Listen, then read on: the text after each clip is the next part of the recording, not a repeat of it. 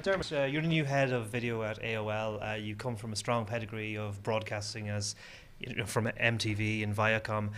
In terms of what you see bring yourself to the role, what is the challenge you face as the new head of video at AOL? Well, I think, video, first of all, we're in this sort of great explosion of video, and it's really the golden age of, I think, video content. It's almost impossible to not find a screen today that doesn't have some sort of video running on it. Even in the elevator, when I was going to go to work, there's a screen and it has video in it, or when you're pumping gas. So I think it's exciting what we're looking to do at AOL, but it's also challenging because there's so much competition for people's attention these days, and there's so many people making great content. So from YouTubers all the way to Netflix. Which not long ago was sending DVDs in the mail, and now it's producing House of Cards. So exciting, but definitely challenging because everybody in the world now is a video storyteller.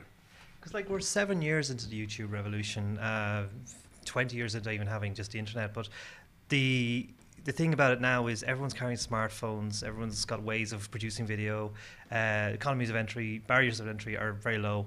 In terms of AOL's take on what it wants to bring, what it wants to contribute to the video medium, what would be your take on it? I mean, do you see a role for user-generated content, or do you see your own self-produced content? What kind of role do you see AOL playing? Well, really two focuses. We think the opportunity is to sort of create an aggregated network. So we have AOL On network, which is over 1,500 publishers, and we aggregate kind of some of the best premium content out there today, from ESPN to Fox Sports, and then our own originals. So the path we're taking is really sort of, can we aggregate some of the best premium content out there? So again, everybody from Condé Nast to Hearst is making great content. So we're aggregating that content, and then the second part is, can we create our own originals? Can we create?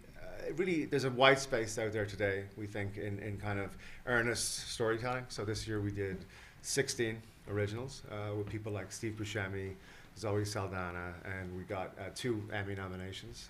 Really, only 2 years into original. So we definitely don't have, at least for now, the budgets of Game of Thrones.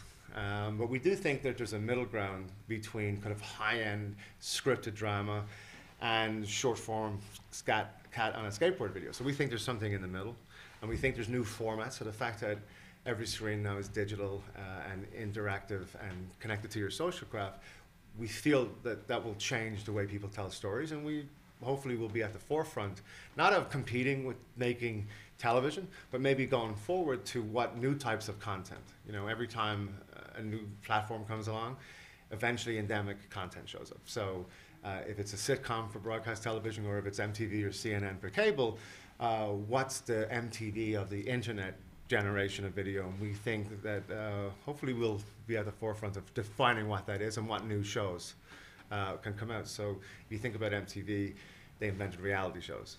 You're welcome. And as we look forward, we think the YouTube generation, they're going to process stories in different ways. So that's the interesting part of my job, and what I'm excited to find out is, like, how do we tell stories in different ways? And ultimately, there's so much technology, and we can sometimes get blinded by all the technology. Today we're at Web Summit, and it's overwhelming. But I try to go back to first principles, which is no amount of technology can make a bad story good, but the right application of technology can make a good story great. So think of what Technicolor did to a black and white movie. So I think technology is a friend, but it doesn't make a great character, and it doesn't make a great byline, and it doesn't make a great story arc. So when I get up in the morning, I try to find great stories, and that's what we're going to try to do. The elephant in the room is obviously television, because with all these screens, you've got your tablet, you've got your smartphone, you've got your game console, you've access to myriad forms of content. Where does that leave the traditional broadcaster?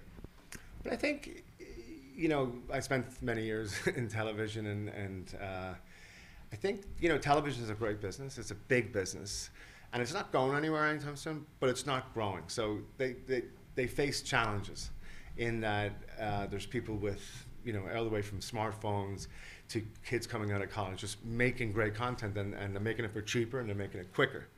And so television is fundamentally an advertising-powered business. So the advertising landscape is changing too. So not only is the creation has been democratized to a certain extent, the distribution has been democratized, because now you don't need a cable pipe in the ground to get content out there. But also the fundamental business of television is changing, because the advertising world is in this evolution, but basically coming from a linear, non-targeted medium to a programmatic, basically targeted medium. And that's where the digital world is happening. So the combination of new storytelling in digital spaces with a new advertising operating system is really what's happening to television. So if you look at how television is distributed in places like the States, you have cable and you have broadcast, not built on a digital platform. So the advertising in a Google type world is evolving, and which is why AOL is in a strong place, because they have built this amazing advertising machine. So my job is to sort of take premium content and plug it into the top of this advertising machine. But that's where television is weak today, because they can't target, and it's basically, hey, you're watching the Late Late Show, and that's all we know about you. But if you go into the digital world, think about all the things your iPhone knows about you. That's the future of advertising, and that's the challenge that big television faces. Dermot, thank you very much.